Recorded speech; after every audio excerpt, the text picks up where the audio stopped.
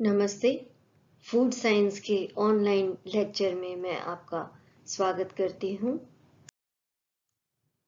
अभी हम unit second पढ़ रहे थे और यूनिट सेकंड है प्रोटीन फूड्स के बारे में, और उसका जो पहला टॉपिक है वह है एनिमल सोर्सेस।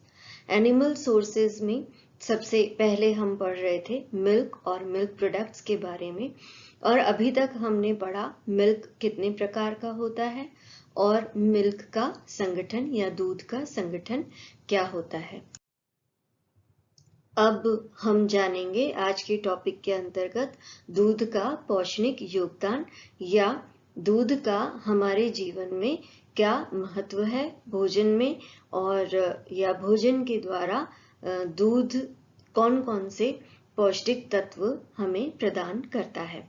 तो सबसे पहले हम बात करते हैं दूध में उपस्थित प्रोटीन की। दूध में दो प्रकार के प्रोटीन पाए जाते हैं, एक तो केसीन और दूसरा वे प्रोटीन। इनके बारे में हम पहले ही बात कर चुके हैं।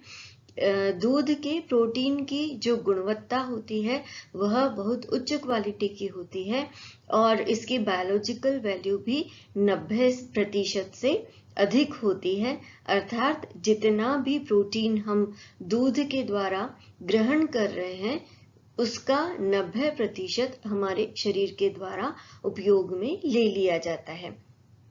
इसके अतिरिक्त दूध के प्रोटीन में लाइसिन नामक अमीनो अम्ल भी उपस्थित होता है, और यह अमीनो अम्ल एक आवश्यक अमीनो अम्ल है जिसकी प्रतिदिन पर्याप्त मात्रा भोजन के द्वारा लेनी अत्यंत आवश्यक है, क्योंकि अगर हम इसकी पर्याप्त मात्रा नहीं लेंगे तो हमारा शरीर जो है वह कई महत्वपूर्ण कार्य नहीं कर पाएगा और हमारा शरीर स्वस्थ नहीं रह पाएगा। इसके अलावा अब हम बात करते हैं लैक्टोज शर्करा की। तो दूध में कार्बोहाइड्रेट लैक्टोज शर्करा के रूप में उपस्थित होता है। लैक्टोज एक डाइसैकेराइड है जो कि गैलेक्टोज और ग्लूकोज से मिलकर बनी है। लैक्टोज शर्करा का प्रकृति में एकमात्र स्रोत दूध ही है। दूध के अलावा किसी अन्य स्रोत से हमें लैक्टोज शर्करा प्राप्त नहीं होती है। लैक्टोज शर्करा का हमारे शरीर में बहुत अधिक या बहुत महत्वपूर्ण योगदान होता है। यह हमारे न्यूरॉन्स, जो कि तंत्रिका तंत्र की इकाई है, उसके ऊपर की प्रोटेक्टिंग लेयर जिसको कि माइलिन शीट कहा जाता है, उसके निर्माण के लिए आवश्यक है। इसके अलावा यह हमारी आंतों में लैक्टोबैसिलस बैक्टीरिया की ग्रोथ के लिए आवश्यक है, उनकी वृद्धि के लिए आवश्यक है, और ये लैक्टोबैसिलस बैक्टीरिया आंतों का माध्यम अम्लीय कर देते हैं और पीएच वैल्यू कम कर देते हैं, जिसके कारण कैल्शियम का अवशोषण बढ़ जाता है और लौह तत्व के अवशोषण में भी सहायता मिलती है। अगर हम दूध में उपस्थित वसा की बात करते हैं तो दूध में अच्छी मात्रा में वसा पाई जाती है, और इसमें संतृप्त और असंतृप्त दोनों प्रकार के वसीय अम्ल होते हैं।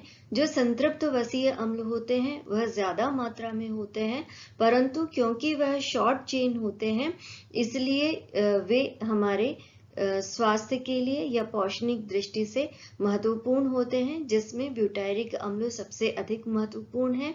इसके अलावा कुछ आवश्यक वसीय अम्ल या असंतृप्त वसीय अम्ल भी उपस्थित होते हैं, और ये हैं लिनोलिक एसिड, लिनोलेनिक एसिड और एरिकडोनिक एसिड। ये तीनों ही असंतृप्त आवश्यक वसीय अम्ल हैं जो कि हमारे शरीर को कार्य करने के लिए अत्यंत आवश्यक हैं। अब हम खनिज लवणों की बात करें तो दूध में कैल्शियम और फास्फोरस बहुत अच्छी मात्रा में उपस्थित होते हैं, और इसलिए दूध और दूध से बने हुए पदार्थ हमारे भोजन में कैल्शियम और फास्फोरस का मुख्य स्रोत होते हैं। कैल्शियम और फास्फोरस का अनुपात दूध में 1.2:1 है, और यही अनुपात हमारी अस्थियों का होता है। इसलिए इस अनुपात में कैल्शियम और फास्फोरस का दूध में पाया जाना बहुत ही उपयोगी है। इसके अतिरिक्त आयरन जो है वो दूध में बहुत कम मात्रा में होता है, लेकिन जितनी भी मात्रा में होता है उसका अधिक से अधिक अवशोषण हमारा शरीर कर सकता है।